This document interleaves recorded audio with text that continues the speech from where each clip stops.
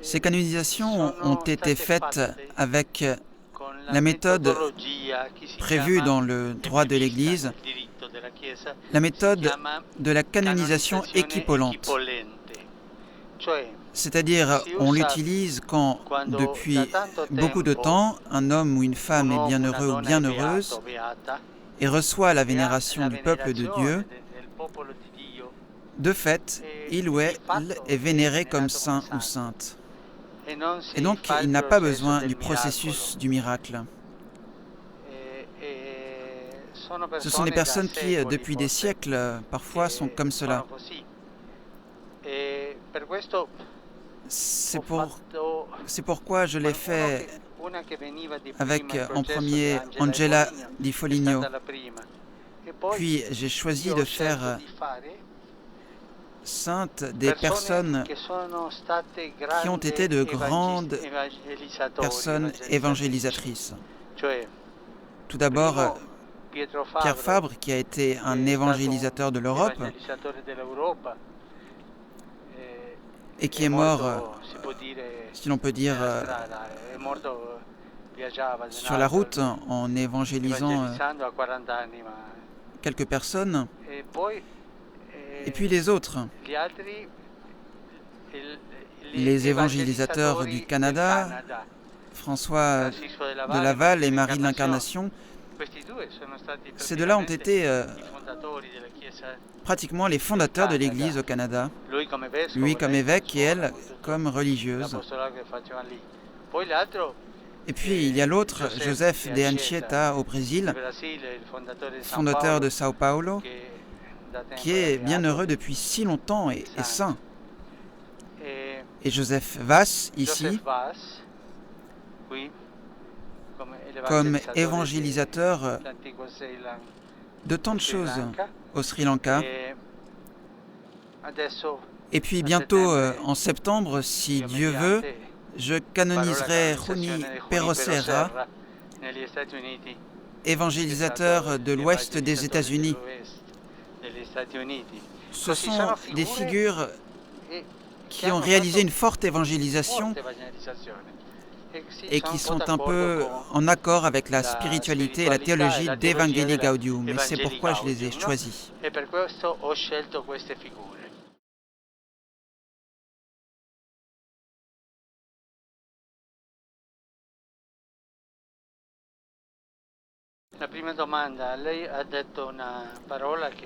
Sur la première question, vous avez dit une parole qui me libère d'une précision.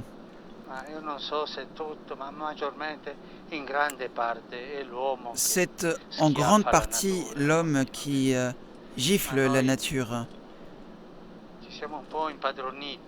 Nous nous sommes un peu appropriés de la nature, de notre sœur la terre, de notre mère la terre. Je me souviens, vous l'avez sûrement déjà entendu, ce qu'un vieux paysan m'a dit une fois. Dieu pardonne toujours. Les hommes, nous pardonnons de temps en temps. La nature ne pardonne jamais. Si tu la gifles, elle te gifle. Et je crois que nous avons trop tiré profit de la nature, avec la déforestation par exemple. Je me souviens à Aparecida, à ce moment-là, je ne comprenais pas bien ce problème quand j'entendais les évêques d'Amazonie qui parlaient de déforestation. Je n'avais pas bien compris. Mais l'Amazonie, c'est le poumon du monde. Et puis, il y a 5 ans, avec une commission des droits de l'homme, j'ai fait un recours à la Cour suprême d'Argentine pour arrêter dans la zone nord, tout du moins temporairement, une déforestation terrible. Ça, c'est une chose. Et puis, la monoculture, c'en est une autre. Les paysans savent, si tu cultives par exemple le blé pendant 3 ans, tu dois arrêter et cultiver autre chose pendant 1 ou 2 ans pour nitrogéniser la terre, on dit en espagnol, pour que la terre grandisse. Aujourd'hui, par exemple, on fait la monoculture du soja. On cultive du soja partout et la terre s'appauvrit. Elle s'épuise. Tous ne sont pas comme ça, mais c'est un exemple. Et il y en a beaucoup d'autres. Je crois que l'homme est allé trop loin. Grâce à Dieu, aujourd'hui, il y a beaucoup de voix qui parlent de cela. Mais en ce moment, je voudrais évoquer mon frère bien-aimé Bartolomé qui, depuis des années et des années, prêche sur cela. Je pourrais en dire beaucoup plus sur ce sujet, mais nous manquons de temps.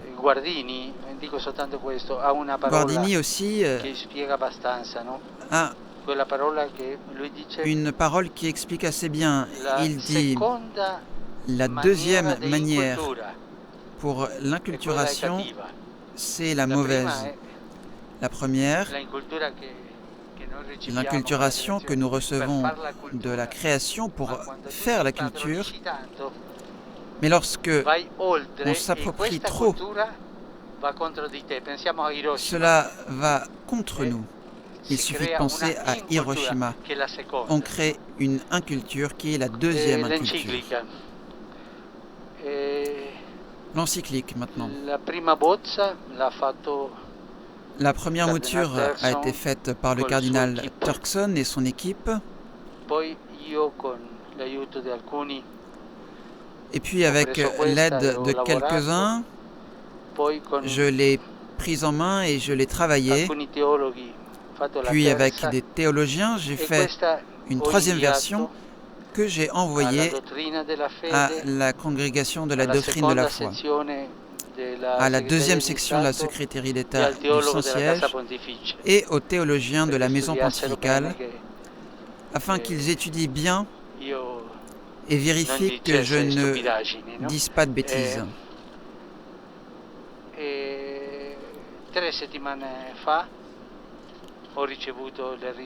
Il y a 3 semaines, j'ai reçu les réponses,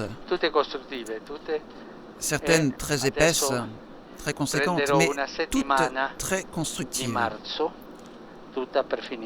Et maintenant, je prendrai 1 semaine en mars pour l'achever. Je pense que fin mars, elle sera finie et qu'elle passera à l'étape des traductions.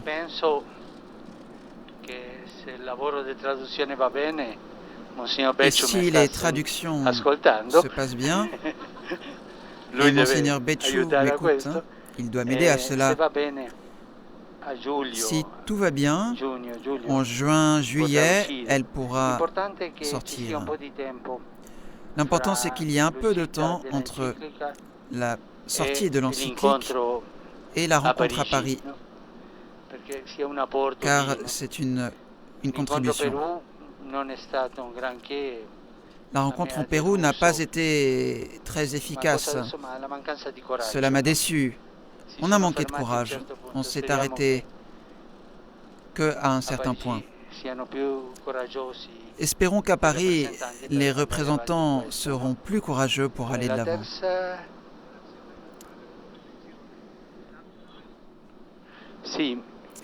Troisième question. Oui, je pense que le dialogue entre les religions est important et sur ce point, les religions s'entendent plutôt bien.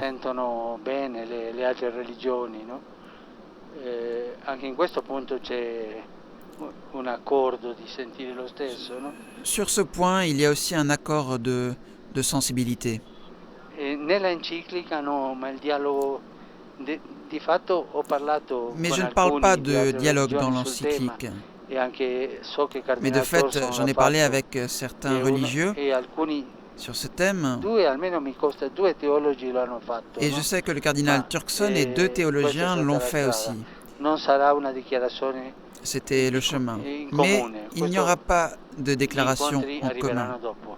Les rencontres viendront plus tard.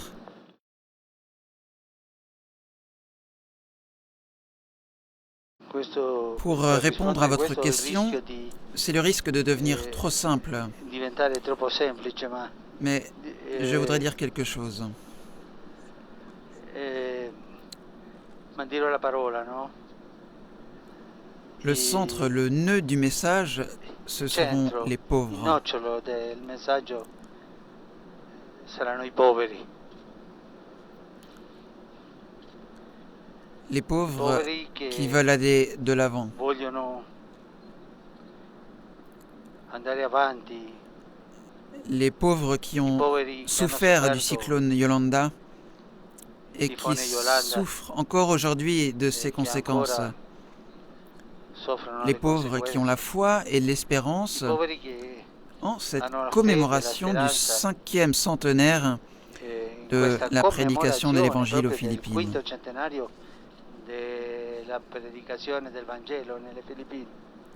Le peuple de Dieu aux Philippines est pauvre. Et ce sont des pauvres exploités par ceux qui détiennent beaucoup d'injustices sociales, existentielles. Sociali, spirituali, esistenziali. En allant aux Philippines, je pense à eux. Penso a loro, no? Andando alle Filippine penso a loro. L'autre jour, à la maison Sainte-Mars, il y avait la fête de Noël des Églises orientales. Et il y avait 3 personnes de nationalité éthiopienne et philippine qui travaillent là. Et les Éthiopiens ont invité tous les employés, une 50aine d'employés, au déjeuner. Et j'étais avec eux.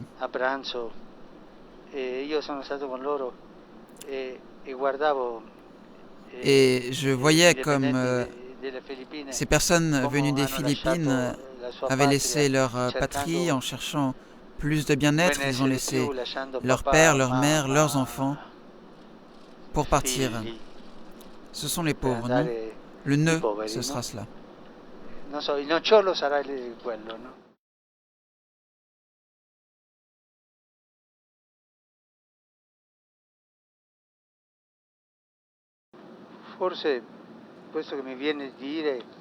Peut-être ce qui me vient à l'esprit, c'est un manque de respect. C'est ce qui me vient à l'esprit. Je pense que derrière chaque attentat suicide, il y a quelque chose de déséquilibré, un déséquilibre humain. Je ne sais pas si c'est mental, mais c'est humain. Quelque chose qui ne va pas. La personne n'a pas un véritable équilibre sur le sens de sa vie, de sa propre vie, de celle des autres.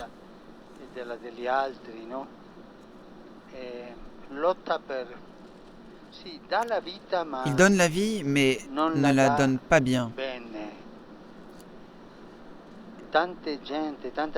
Il y a tant de personnes qui travaillent, par exemple les missionnaires, qui donnent la vie,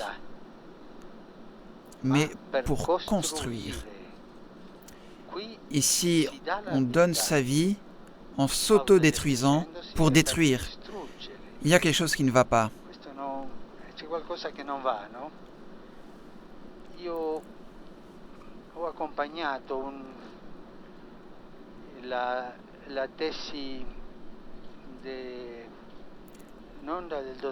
J'ai accompagné la thèse de licence d'un pilote d'Alitalia qui a fait une étude de sociologie sur les kamikazes japonais.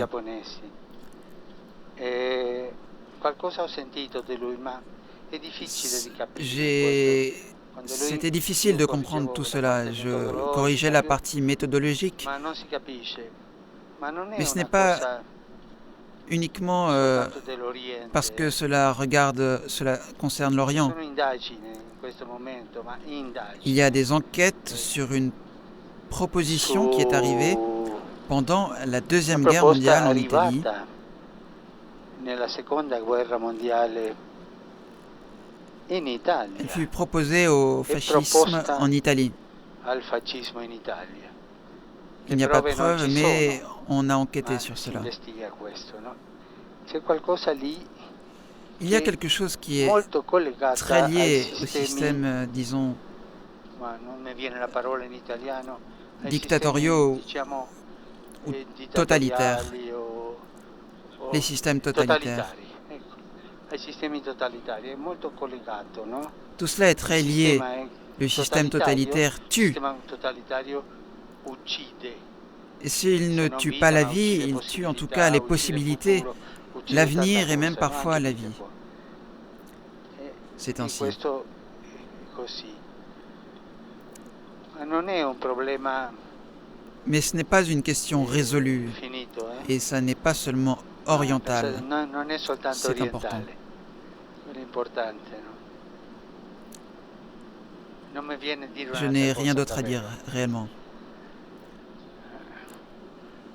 Ma l'uso dei bambini, En ce qui concerne l'utilisation des enfants, questo che ho detto in genere per tutti, c'est ce que j'ai dit est vrai pour tout le monde, mais considérons les enfants. i bambini Les sono enfants sont usati utilisés pour beaucoup de choses. dappertutto per tante cose. Ils sont exploités dans le travail, exploités comme esclaves Sfruttati, et même ma, come schiavi, exploités sexuellement. anche sfruttati sessualmente.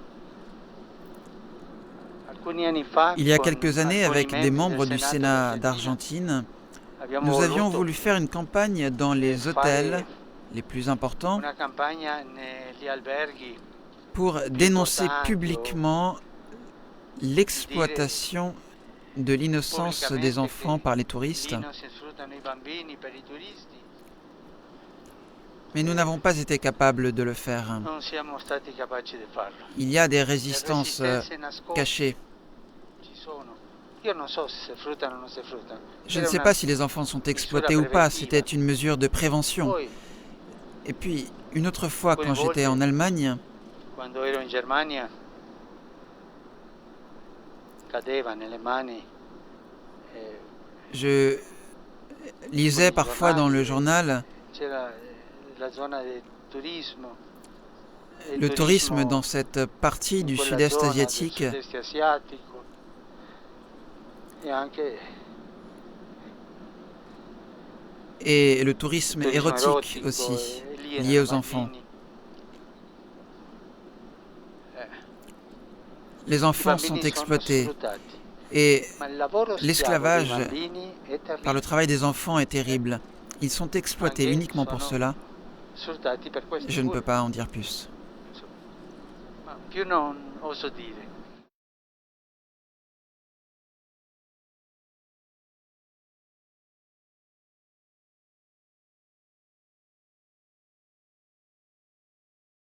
Ma sempre il miglior modo di rispondere La è meilleure la manière mitezza. de répondre est Essere toujours la mite, douceur. umile, Être doux come il et pane, no? humble comme le pain. Senza sans fare faire d'agression. aggressione. Io sono qui, ma c'è gente Mais che il non y a des gens capisce qui ne questo. comprennent pas cela. Poi sulle preoccupazioni a me Puis preoccupano sur i mes fedeli, inquiétudes, davvero. ce sont les Quello mi fidèles qui preoccupano. m'inquiètent. E su questo ho parlato Et con c'est de la ça sicurezza dont j'ai vaticana. parlé Qui au niveau de la sul volo sécurité c'è il dottor vaticane. Gianni che è l'incaricato Ici, di dans l'avion, questo, il y a e Domenico lui Gianni qui est en charge de è a cela. giorno su questo problema. Il est tout à fait à jour sur ce Questo a problème. me preoccupa, no? Mais cela m'inquiète Preoccupa abbastanza. beaucoup. Ho paura. ma J'ai peur, lei sa mais che vous io ho savez un que difetto, j'ai un défaut, une bonne dose una bella d'inconscience. dose di incoscienza. Sono Je suis incosciente inconscient di queste face à ces cose. choses. Alcune volte mi ho fatto Quelquefois, la on m'a domanda, demandé, ma mais a si me ça se devait arriver, accadesse questo, e ho detto al Signore, et ma Signore, j'ai demandé au Seigneur, soltanto ti chiedo una grazia, Seigneur, je te demande che non une mi faccia grâce, male, que cela ne me fasse pas mal. perché non sono Parce que devant la coraggioso douleur, je ne suis pas davanti al courageux. dolore. Je suis No, même très sono craintif. molto, molto timoroso. Sono Mais nelle nous mani di sommes Dio. entre les Ma mains so de che Dieu. si prendono le On misure prend di des mesures de sicurezza sécurité prudenti, sûres. ma sicure.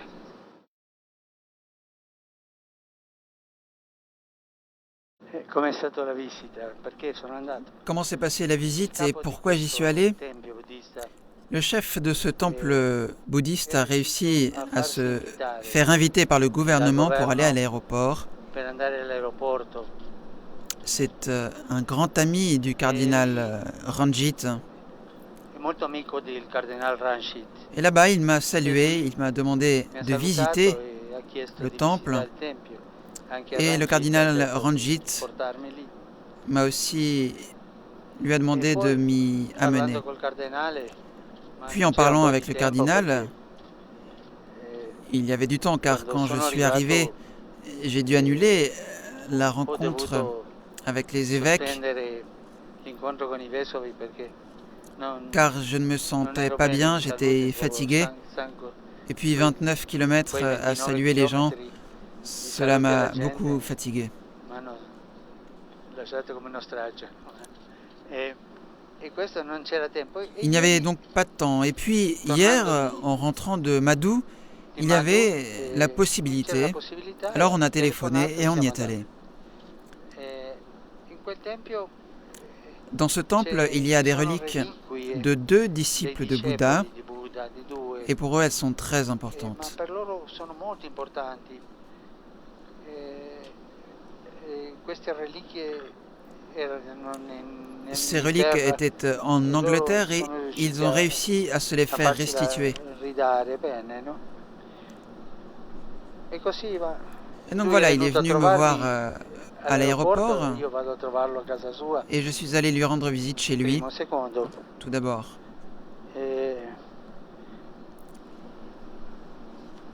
Ieri Deuxièmement, io ho visto hier, j'ai vu une chose à laquelle una cosa je mai n'avais jamais pensavo pensé à Madou. a Mado, ma non erano Ils tutti n'étaient pas tous cattolici, catholiques, ce ma n'était pure même la pas la maggioranza majorité. Il y avait des c'erano bouddhistes, buddisti, des musulmans, des hindouistes, islamici, induisti, mais ils viennent tous là e prier tutti vanno lì a pregare, vanno et ils e affirment dicono qu'ils reçoivent des che grâces. ricevono Les gens grazie. du peuple, C'è nel popolo le peuple ne se trompe mai jamais. sbaglia, ma nel senso del popolo lì Et le c'è peuple là-bas, il y a qualcosa che quelque li chose qui unisce. l'unit. E se loro sono S'ils sont così tanto unis aussi naturalmente naturellement uniti di à andare aller insieme a pregare in un prier tempio ensemble au che è temple, cristiano, ma è oltre cristiano perché tutti la temple qui est vogliono. chrétien, mais que tout le Come monde io non andrò souhaite, puisque tout le monde y vient. a un tempio buddista, no? A salutarli. Comment Ma questo, pourrais-je ne pas aller questa dans ce temple testimonianza bouddhiste les saluer? di ieri a Mado è Mais ce molto témoignage importante, hier e ci fa à capire Madou il senso est très della important. Il nous fait comprendre le sens de interreligiosità che si l'interreligiosité vive que l'on vit nello Sri au Lanka, Sri Lanka, le respect rispetto entre fra eux. loro. Ci sono gruppetti Certes, il y a fondamentalisti, des petits groupes fondamentalistes, ma mais anche ils ne sont pas avec le peuple. non Ce sono col sont popolo, des élites sono idéologiques. elites ideologici, Ils ne sont pas avec le peuple. ma non sono col popolo. Poi Et puis vous che avez andavano évoqué le all'inferno, discours sur ce qui conduit ma à anche i l'enfer, protestanti, mais aussi les quando protestants. io ero bambino, Quand j'étais enfant, il in y a quel tempo, 70 ans, on disait 70 que anni, tous les protestants tutti i iraient en protestanti enfer, andavano tous. all'inferno, C'est ce qu'on disait. tutti, così ci dicevano, no? E ricordo Et la je me souviens de ma prima première esperienza che ho expérience avuto œcuménique. di ecumenismo. Et je l'ai raconté L'avevo raccontata l'autre l'altro jour aux giorno dirigeants de l'armée du ai salut. dirigenti dell'esercito di salvezza. E io avevo J'avais 4 ou 4 o 5 ans, 5 mais anni, ma je lo m'en souviens ricordo, lo sto encore, je le vedendo. vois. E andavo per la J'allais strada con mia dans la rue, nonna, mi j'étais dans la rue en portava donnant la mano. main à ma grand-mère. E En nell'altro face, sur le marciapiede trottoir, il y avait 2 femmes venivano due de donne l'armée du salut dell'esercito della salvezza con quel cappello che avec ce portavano chapeau prima col fiocco. un peu spécial Era qu'elles una avaient cosa avec un speciale, adesso flocon. Maintenant, non elles ne le indossano portent mai plus. più, no? Ma io ho chiesto a mia nonna, Et j'ai demandé ma à ma dimmi nonna, grand-mère, quelle sono mais suore? dis-moi, grand-mère, ce sont des religieuses? Et elle me dit non, ce sont des protestantes, mais elles sont gentilles.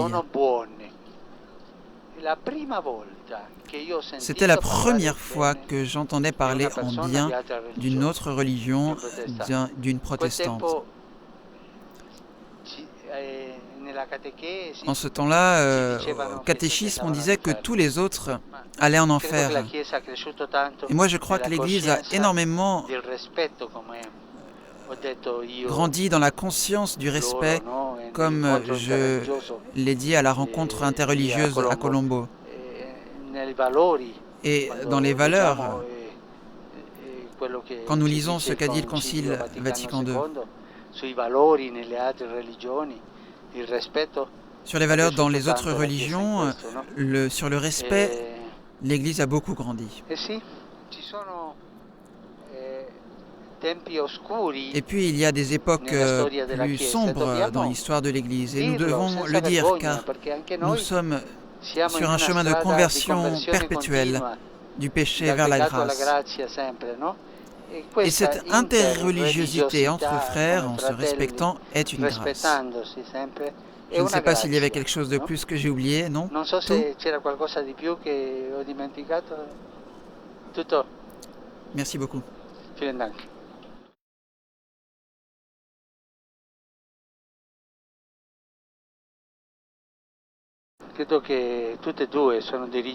Je pense que ce sont toutes les deux des droits humains fondamentaux, la liberté religieuse et la liberté d'expression. On ne peut pas... Bon, vous êtes français, n'est-ce pas? Allez, parlons clairement. Allons à Paris.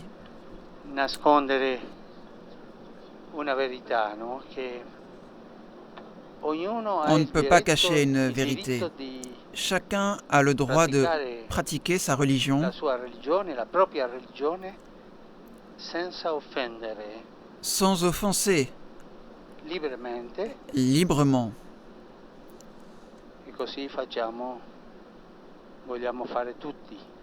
Et nous tous voulons faire ainsi.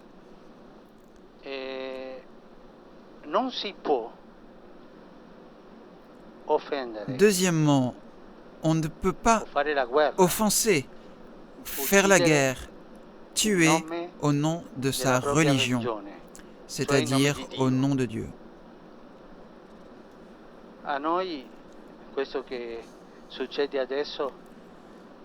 Ce qui se passe maintenant nous surprend. Mais pensons toujours à notre histoire. Combien de guerres de religion nous avons connues?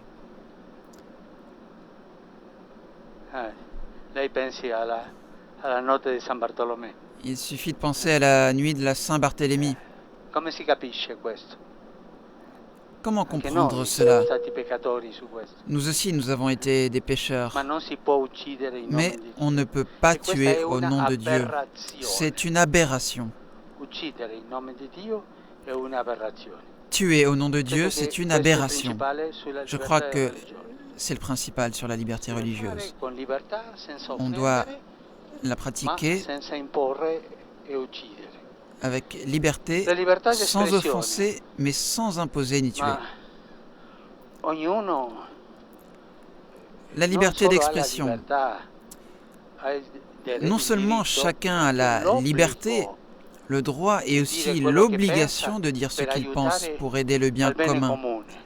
L'obligation.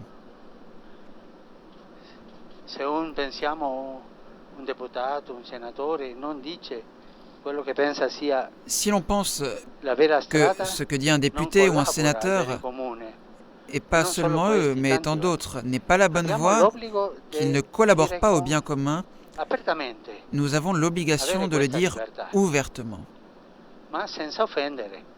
Il faut avoir cette liberté, mais sans offenser.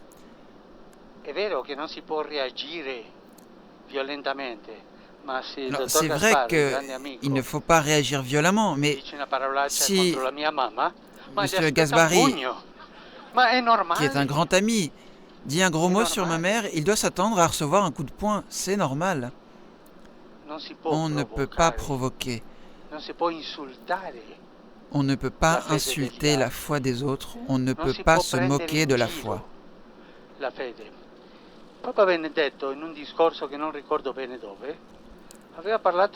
Le pape Benoît XVI, dans un discours dont je ne me souviens pas bien, avait parlé de cette mentalité post-positiviste, de cette métaphysique post-positiviste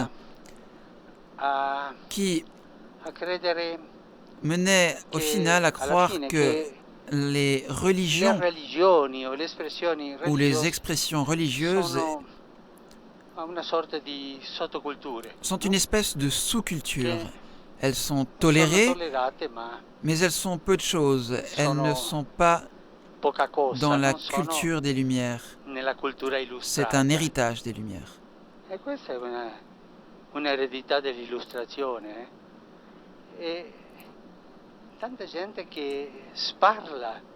Il y a tant de personnes qui parlent mal des autres religions,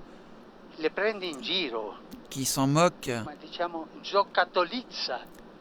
qui jouent avec la religion des autres. Cela provoque.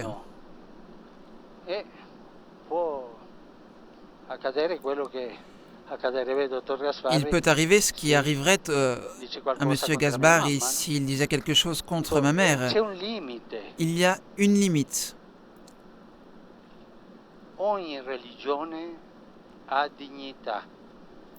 Chaque religion a de la dignité. Chaque religion qui respecte la vie humaine et l'homme.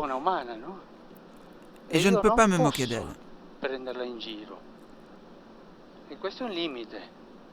C'est une limite.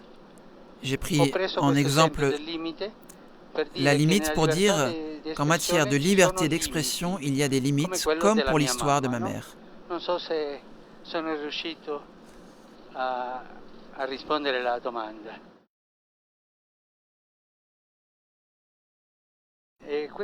Cette proposition a déjà été faite et je sais que certains travaillent sur cela. J'ai parlé avec le cardinal Torrent, qui est au Conseil pontifical pour le dialogue interreligieux, et je sais que cette inquiétude, ce souci ne vient pas seulement de chez nous, mais aussi des autres religions. C'est dans l'air.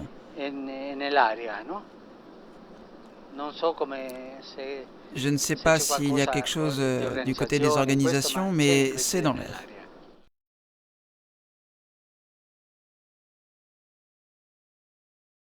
Io non conosco bene come siano queste commissioni. Je ne connais pas bien ces commissions. Je sais comment a fonctionné celle de l'Argentine à l'époque, après la dictature militaire, et celle-là, je l'ai soutenue, car elle était sur une bonne route. Concrètement, je ne peux pas vous parler de ces commissions, car je ne les connais pas. Mais j'appuie tous les efforts, je soutiens tous les efforts pour trouver la vérité et aussi des efforts équilibrés. Pas des vengeances, mais des efforts équilibrés pour arriver à se mettre d'accord.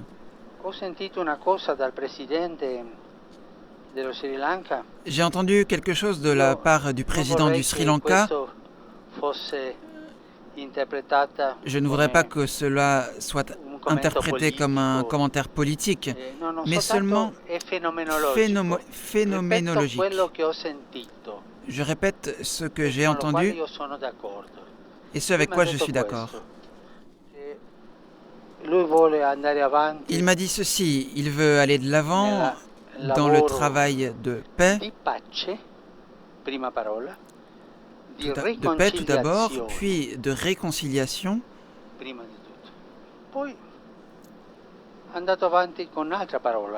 Puis il a continué avec un autre mot. Il a dit « parce qu'il faut créer l'harmonie dans le peuple ».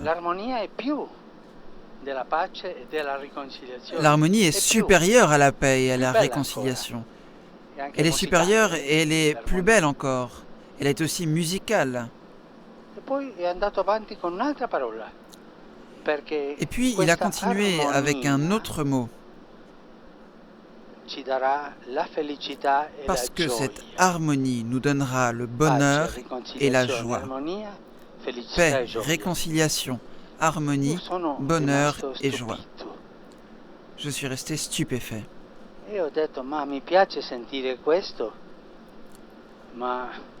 Je lui ai dit, cela me fait plaisir d'entendre cela, mais ce n'est pas facile.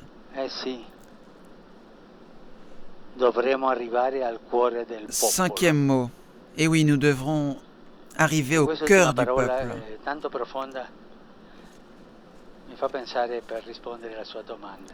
Et cette parole si profonde me fait penser à votre question. C'est seulement en arrivant au cœur du peuple que l'on sait, peuple qui sait ce qu'est la souffrance, les injustices, le peuple qui a souffert la guerre et les captures. Mais c'est seulement en arrivant là, et le peuple s'y connaît en pardon, que nous pouvons trouver les bonnes routes sans compromission pour continuer sur le chemin dont vous parlez. Les commissions d'enquête sur la vérité sont un des éléments qui peuvent aider. C'est tout du moins ce que je pense pour celle de l'Argentine qui a aidé. Mais il y a d'autres éléments pour arriver à la paix, à la réconciliation, à l'harmonie, au bonheur et au cœur du peuple. C'est ce qui me vient à l'esprit, mais j'utilise les mots du président.